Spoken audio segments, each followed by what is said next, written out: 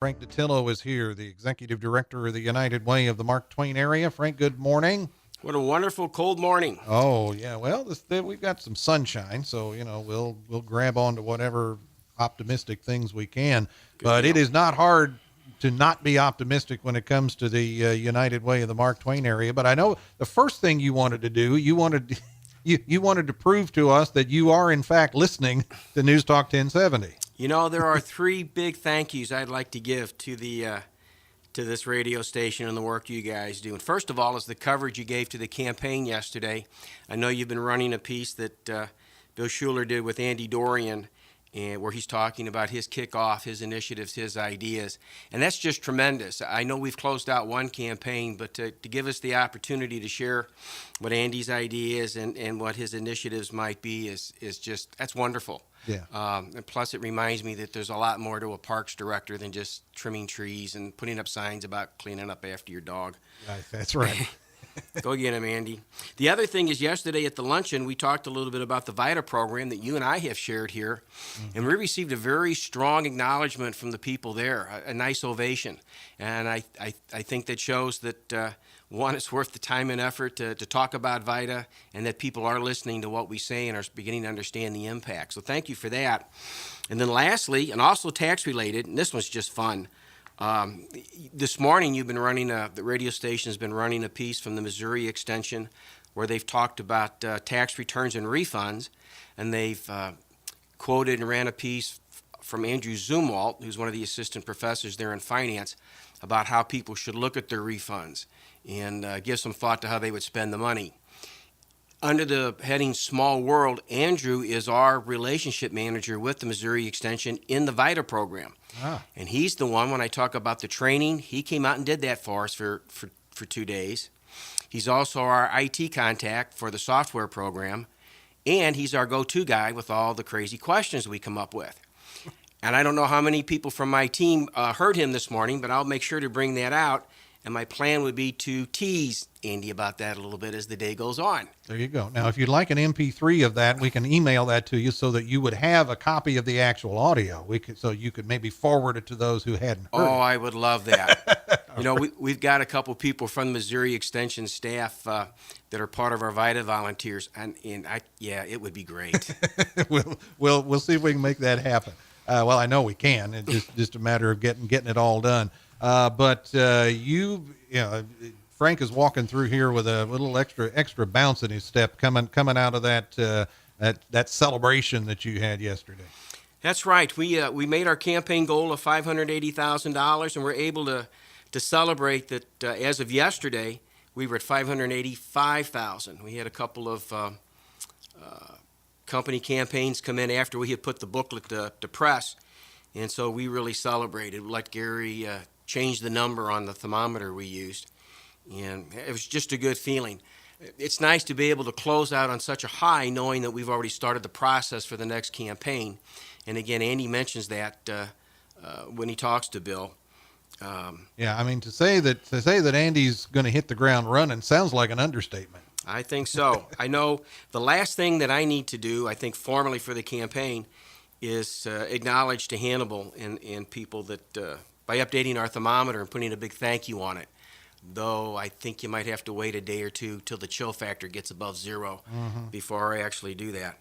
But yeah, that'll be the last formal piece, and then we'll be into the efforts. Matter of fact, we've already started the allocation process. The agencies have picked up their funding packets and have started work. We've actually had some questions come in already and as to how to fill out the new forms. So we're about there. Yeah, the high visibility of the United Way basically happens in the fall up through this time of year, but the United Way, the work of the United Way, it's a year-round situation.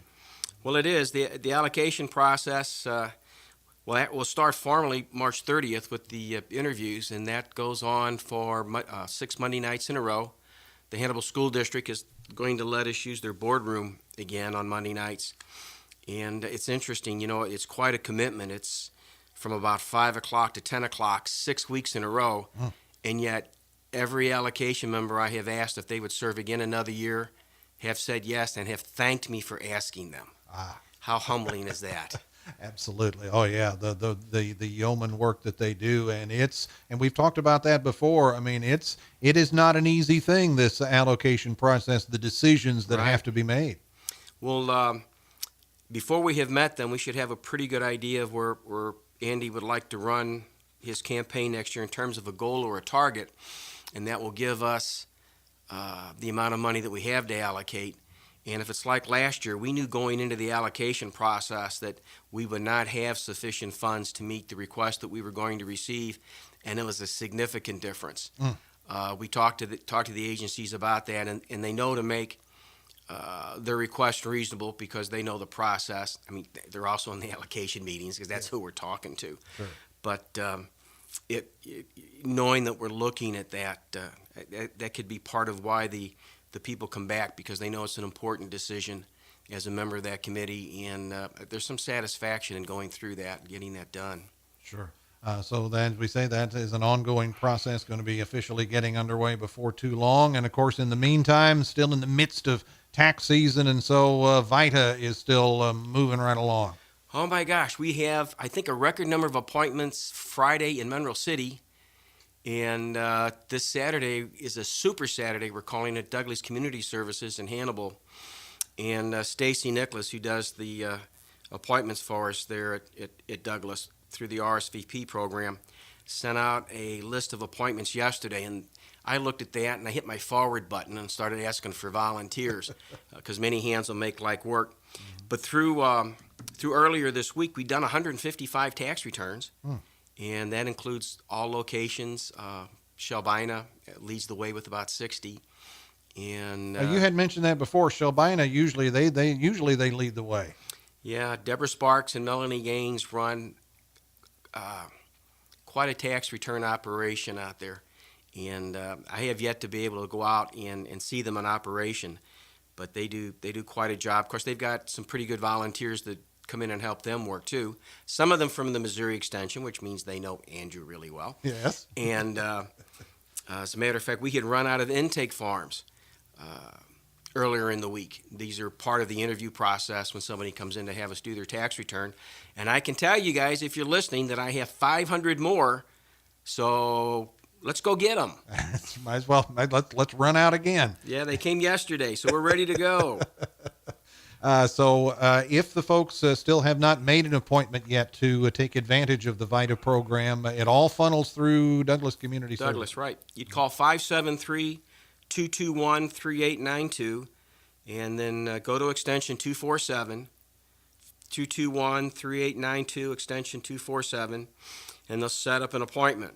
And one of the reasons I can highly recommend the program is one, it is free.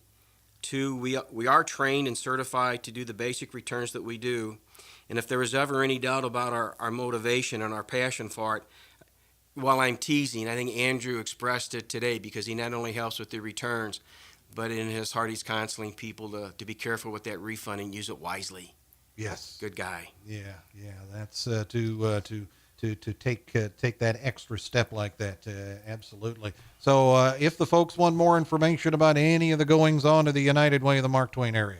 Well, my number is 573-221-2671. Call and ask for Frank. And then you can also go to our website, unitedwaynemo.org. We are working on updating it because it was full of information from the previous campaign. I think we still have our award-winning Christmas tree on the front, and it's time to change some of those things. Maybe we're going to be busy for a few days. Maybe I'll just put a thermometer on there that shows 100% goal reached and a big thank you on it. There you go. And then we'll go from there. There you go. So a lot of ways to get in touch with the folks at the United Way of the Mark Twain area at the conclusion of another successful campaign. And, of course, it's onward and upward. Frank Ditillo, we always appreciate it. Good morning. Thanks for the good coverage. Yes, sir. Thank you. That's what we do. That's why we're here. Frank Ditillo, Executive Director of the United Way of the Mark Twain area.